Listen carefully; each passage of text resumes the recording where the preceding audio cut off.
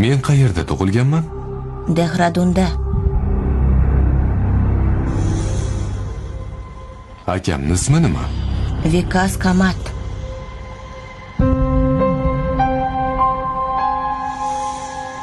Singlimning ismi-chi? Lekin singlingiz yo'q-ku?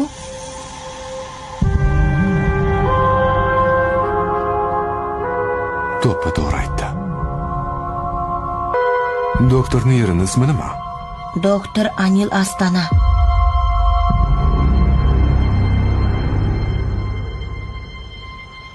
Unda aytchi, doktor Anil Astana hozir qayerdaligini bilasanmi? Ha? Xo'sh, gapir, qayerda ekan? U o'lib yotibdi. O'lgan?